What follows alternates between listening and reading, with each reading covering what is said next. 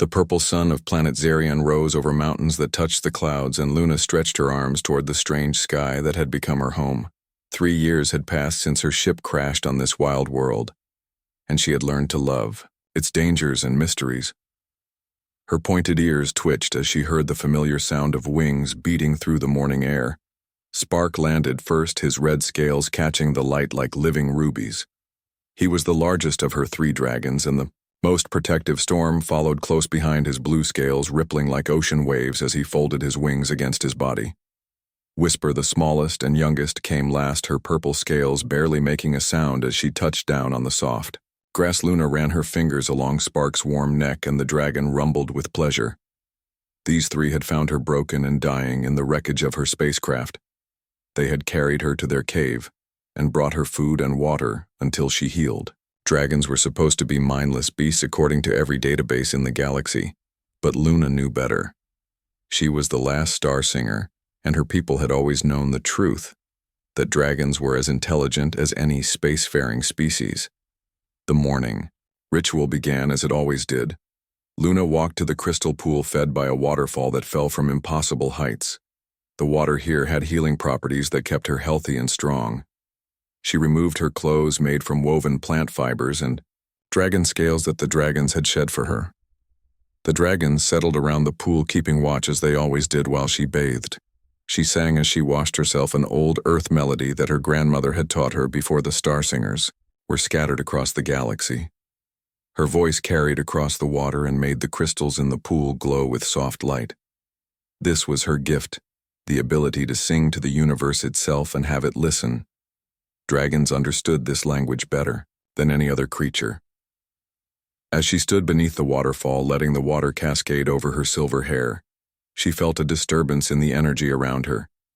It was like a ripple in a calm pond, something she had not felt in the 3 years since the settlers had fled. Spark raised his head and growled low in his throat. Storm stood up, his tail swishing back and forth in agitation. Whisper flew up to a tree branch, her keen eyes scanning the forest edge. Luna trusted her dragons completely. If they sensed danger, then danger was near. She continued washing, but her muscles tensed, ready to move at the first sign of trouble. The forest had gone quiet, too quiet. Even the usually noisy morning birds had stopped their songs. The purple sun climbed, higher, casting long shadows through the trees. Then she saw them. 2 figures in matching silver uniforms standing at the edge of the clearing, frozen in place, as if they had been turned to stone. They were humanoid but taller than most humans, with skin that had a faint silver sheen. Their eyes were larger than human eyes, and currently those eyes were fixed on her, with expressions of complete shock. Luna did not scream or try to cover herself immediately. Such reactions were for those who lived in fear. And she had learned long ago that fear was useless on Zarion. Instead, she studied them as they studied her. They were twins. She realized identical in every way, except for a small scar on the left one's cheek. They wore the uniform of the Galactic Federation, which meant they were either scouts or soldiers. The twins seemed unable to move or speak. They stood there staring at her, as if they had never seen a naked woman before. Perhaps they had not their species. Whatever it was might have different customs about bodies and clothing. Luna found their shock almost amusing. If they meant harm, they would have attacked by now. Instead, they seemed frozen by surprise or something else. Spark moved first, placing himself between Luna and the strangers. His growl grew louder and smoke began to curl from his nostrils. Storm joined him, spreading his wings wide to block the twins' view of Luna. Whisper stayed in the tree, but Luna could feel her preparing to dive if needed. The dragons would protect her with their lives, but Luna did not sense evil from these visitors. She stepped out from under the waterfall and walked calmly to where she had left her clothes. The twins' eyes followed her movement, but they still did not speak or move forward. As she dressed herself in her scale armor and plant fiber cloak, she considered her options. She could order the dragons to attack, and they would obey, without question. But these strangers did not feel like threats. They felt like something else entirely. Luna had lived alone with her dragons for 3 years. The only other intelligent beings she had encountered were the settlers who had tried to capture dragon eggs to sell on the black market. She and her dragons had driven them away, but not before several settlers had died, learning that mother dragons would burn entire forests to protect their young. Luna spoke for the first time, her voice carrying the musical quality of her people. "You can move now," she said with slight amusement. The twins jerked as if waking from a dream. "You are far from Federation space. What brings you to Zerion?" The twin who had the scar on his cheek stepped forward first while his brother remained frozen in place. "We are scouts from the Galactic Federation," he said, his voice deeper than Luna expected. "My name is Cax, and this is my brother Vex. We received reports of dangerous creatures attacking settlers on this planet. The Federation sent us to investigate and determine if military action was needed." Luna laughed, and the sound was like silver bells ringing in the wind. "Military action against dragons?" she asked, walking closer to them, her 3 companions moving with her. "You would need an entire fleet, and even then you would lose. Dragons are not mere animals to be exterminated. They are ancient beings with intelligence that matches any species. In the Federation," Vex finally found his voice stepping up beside his brother. "You speak as if you know them personally, but that is impossible. Dragons are classified as Category 5, dangerous fauna. They do not communicate or show signs of higher reasoning." Luna smiled at his ignorance. It was not his fault. The Federation had many wrong ideas about dragons and about her people too. She whistled a complex melody, and Whisper flew down from her tree, landing gently on Luna's shoulder. The small, purple dragon chirped and clicked, making sounds that seemed random to the twins, but Luna understood perfectly. "She tells me you are draconians from the moon, colonies of Drax. Your species is telepathic, sharing thoughts between siblings, especially twins. That is why you both stopped moving when you saw me. Your shared mind could not process what you were seeing." The twins exchanged glances, and Luna knew she was right. About their telepathy and about their confusion, draconians were known for their logic and control, but something about her had disrupted their careful mental discipline. She could feel it in the energy around them, a silver glow that pulsed between them like a heartbeat. "How do you understand them?" Cax asked, gesturing to the dragons. "And how does an Earth elf come to be living alone on a quarantined planet?" Luna sat on a fallen log, and her dragons arranged themselves around her Spark. Lay his large head in her lap while Storm curled his tail around her feet. Whisper remained on her shoulder, preening her wings. "I am the last of the Star Singers." Luna began, her violet eyes distant with memory. "My people were gifted with the ability to communicate with all living things through the universal language of energy and song. We lived on Earth for thousands of years, hidden among humans, teaching and protecting. When the Federation discovered us, they wanted to use our abilities for their own purposes. Some of my people agreed to help, but others refused." She paused to stroke spark scales, and the dragon purred like a massive cat. "The Federation does not like those who refuse to comply. My grandmother led those who wanted to remain free, but we were hunted and scattered. I was trying to reach the sanctuary worlds, beyond Federation space, when my ship was damaged in an asteroid field. I crashed here, and would have died if not for these 3. Vex moved closer, drawn by her story, and something else he could not name. His brother followed, maintaining their telepathic connection, but both feeling the same inexplicable pull toward this strange elf woman. "They saved you?" he asked. "Dragons saved you when everything we know says they are killers."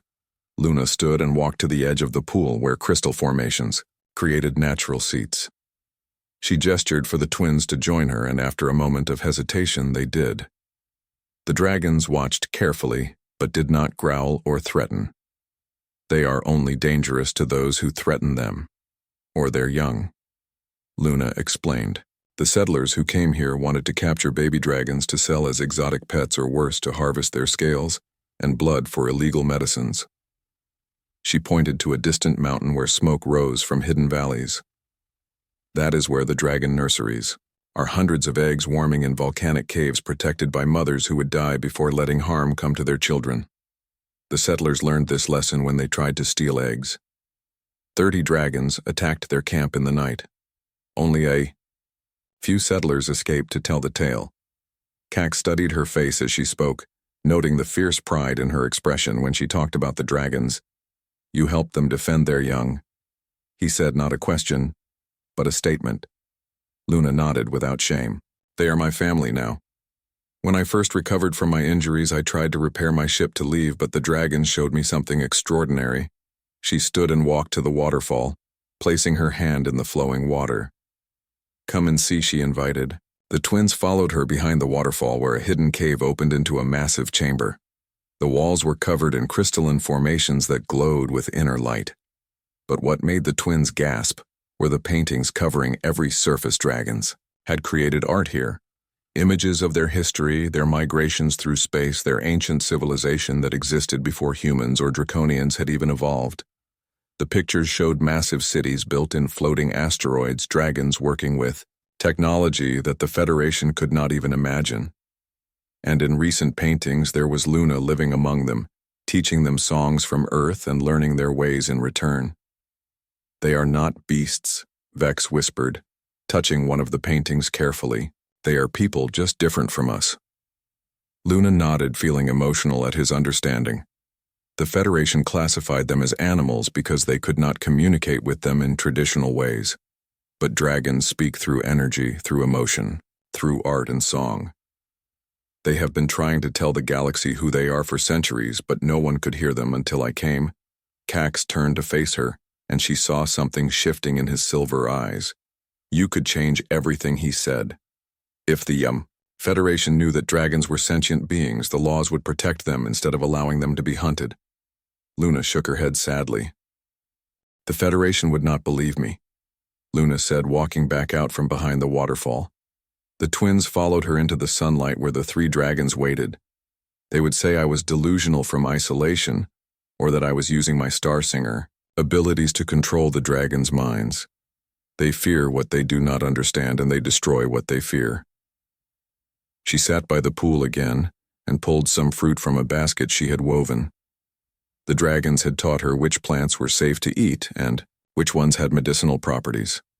She offered some to the twins, who accepted cautiously. The fruit was sweet and juicy, unlike anything they had tasted before. Tell me about yourselves, Luna said, studying them.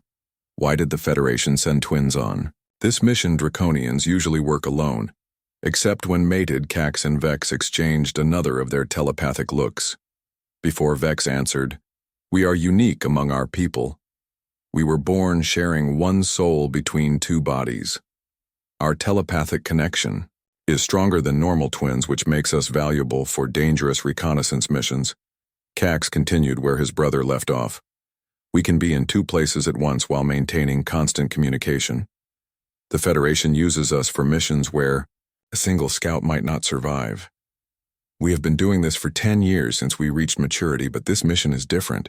We were supposed to assess and eliminate the dragon threat, not discover an entire sentient species living in peace. Luna felt their sadness through her empathic abilities.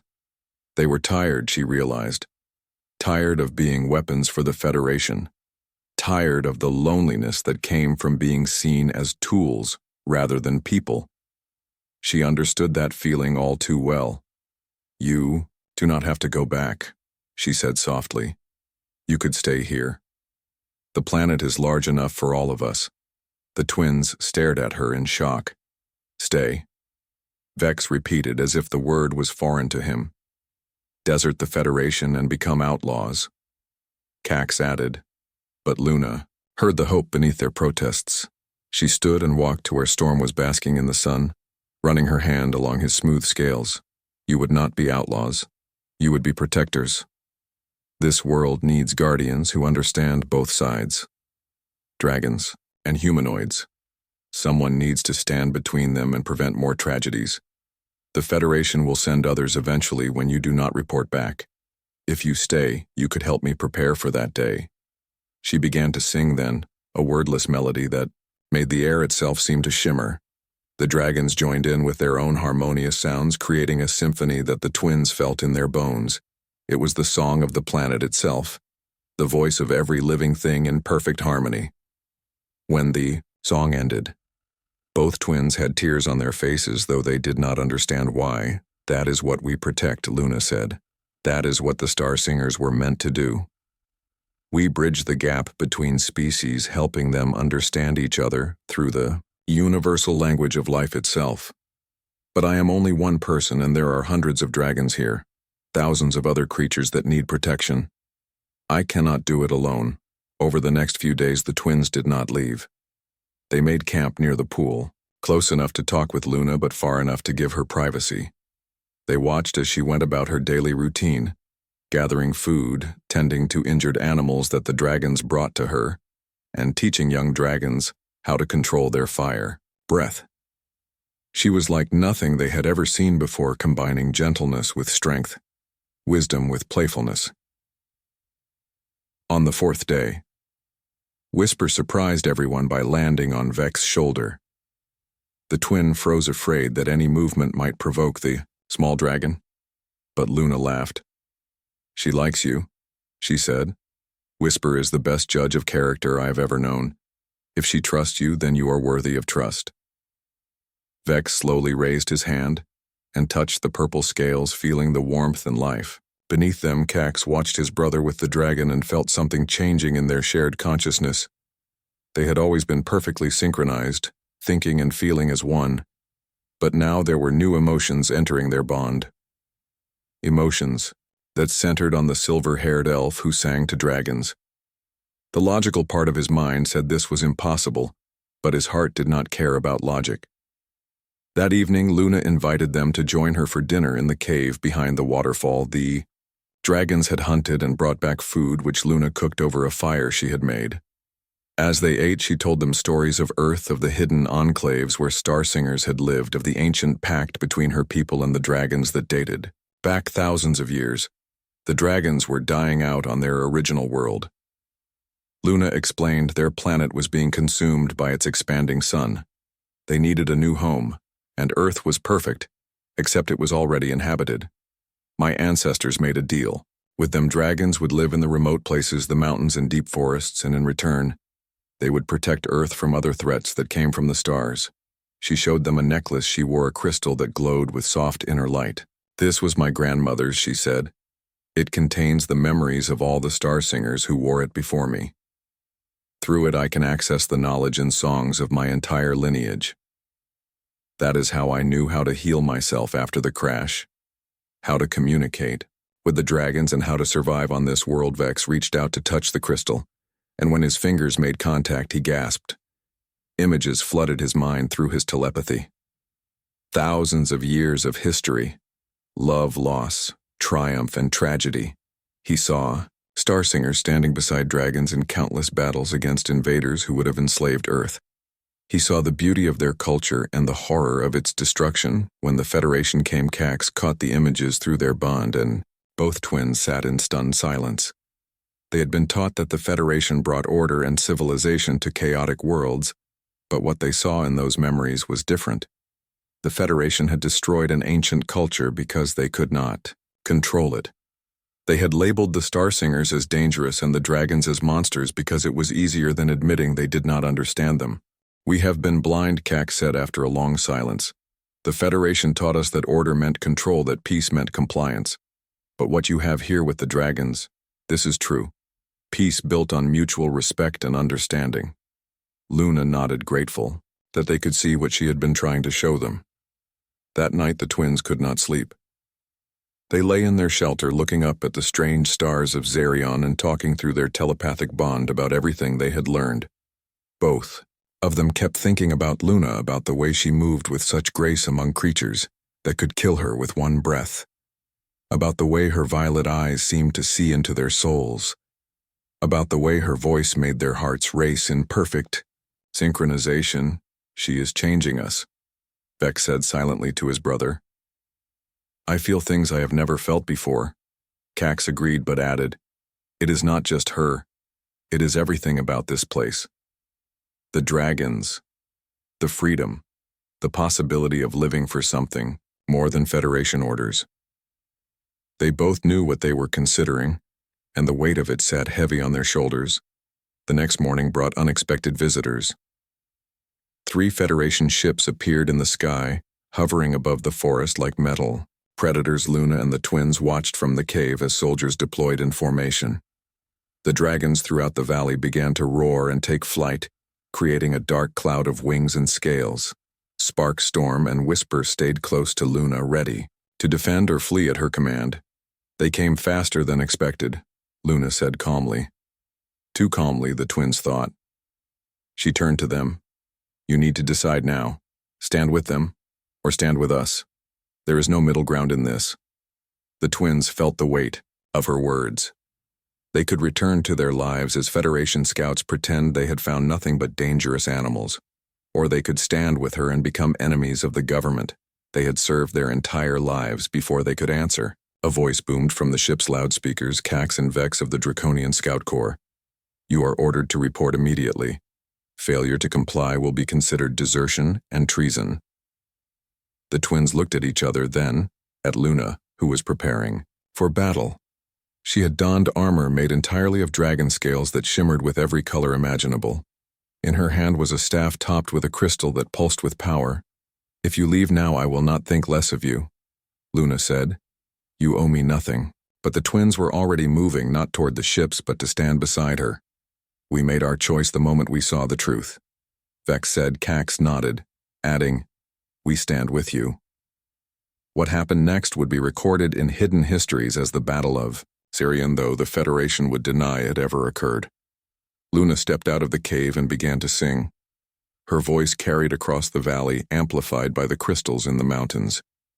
Every dragon for miles heard her call and answered. Hundreds of them filled the sky, their roars shaking the ground. The Federation soldiers opened fire with plasma weapons, but the dragons were ready. They dove and weaved through the air, their natural armor deflecting many of the shots. Some fell, but for every dragon that was wounded, 3 more appeared from the mountains. Luna continued to sing, and her song began to affect the Federation soldiers. Some dropped their weapons, clutching their heads as the music invaded their minds, showing them the truth of what they were doing. The twins fought beside her, using their knowledge of Federation tactics to help coordinate the dragon defense. They guided Luna to weak points in the soldier formations, helped dragons avoid the most dangerous weapons, and used their own Federation equipment to jam communications. But it was Luna who turned the tide of battle. She raised her staff, and the crystal blazed with light that could be seen for miles. Every dragon in the sky suddenly moved as one being, diving toward the ships. The Federation commanders ordered retreat, but it was too late. Dragons landed on the ships, tearing through armor with claws that could rend steel, breathing fire that melted weapons and equipment. But Luna was not ordering destruction. She was ordering capture. Through her song, she told the dragons to disable, not destroy, to frighten, not kill. And amazingly, they obeyed with perfect precision. When the battle ended, all 3 ships were grounded but intact. The soldiers were disarmed, but alive, though many were in shock at what they had witnessed. Luna approached the ranking officer, a commander whose name badge read Harrison. She spoke in a voice that carried absolute authority. You will return to the Federation with a message. This world is under the protection of the Dragon Guard. Any ship that enters this atmosphere with hostile intent will not leave. Tell them that the Star Singers are not extinct, and we will not allow another genocide. Commander Harrison started to protest, but Luna began to sing again, just a few notes, but enough to show him visions of what the dragons could really do if pushed to true warfare.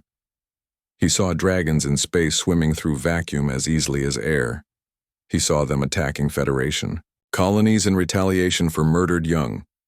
He saw the end of everything the Federation had built in fire and rage. We are offering peace, Luna continued. Choose wisely. The commander nodded quickly and ordered his forces to their ships.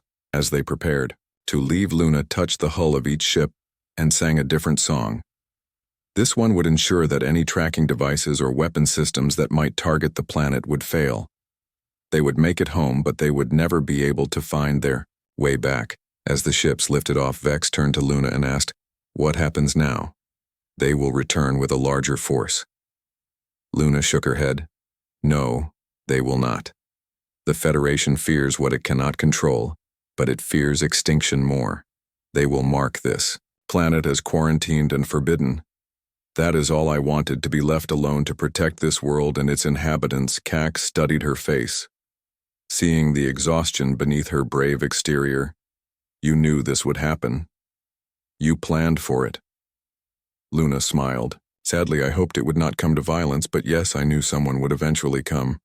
That is why I have been teaching the dragons Federation standard language and tactics. They needed to be ready.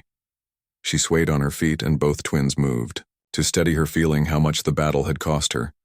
The dragons began to land around them and Luna greeted each one, thanking them for their courage. Spark nuzzled her gently while Storm checked her for injuries. Whisper chirped anxiously until Luna assured her she was just tired. As the sun set, painting the sky in shades of purple and gold, Luna looked at the twins who had given up everything to stand with her. You are truly with us now, Luna said to the twins. There is no going back. They are already listing you as traitors and deserters. Your old life is gone. Vex took her hand, gently feeling the calluses from years of survival. Our old life was empty, he said. We were tools, nothing more. Here we can be something real. Cax took her other hand and the three of them stood connected as the dragons circled overhead. We want to learn everything, Cax said. Teach us to understand them the way you do. Help us become true guardians of this world. Luna felt tears on her cheeks, but they were tears of joy. For 3 years she had been alone except for the dragons. Now she had companions who understood the importance of what she protected. Over the following weeks, Luna began their education.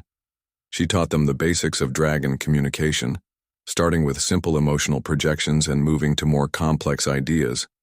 She showed them how to read the dragon's body language, how each movement of wing or tail meant something specific. She introduced them to different dragon families, each with their own traditions and territories. The twins were eager students, absorbing everything with the intensity of those who had found their purpose. They learned that Spark was actually the son of the Dragon Queen who ruled from the highest mountain, that Storm had lost his mate to the settlers and had adopted Luna as his new family. That Whisper was considered odd by other dragons because she preferred singing to roaring. Luna also taught them about the other creatures of Zerion, the crystalline butterflies that could show glimpses of the future, the underground rivers where sentient water beings lived, the forests where trees shared one vast consciousness through their root systems. This planet was not just alive, it was aware, and it had accepted Luna as its protector. One evening, as they sat by the waterfall, Vex asked the question both twins had been thinking. Why did you really stay here, Luna? You could have found a way to repair your ship and leave. You have the knowledge and the dragons would have helped you, but you chose to remain on a dangerous planet alone. Why? Luna was quiet for a long moment, watching Whisper play in the pool. Finally, she answered, because I was tired of running. The Star Singers scattered when the Federation came, each of us trying to preserve our culture alone.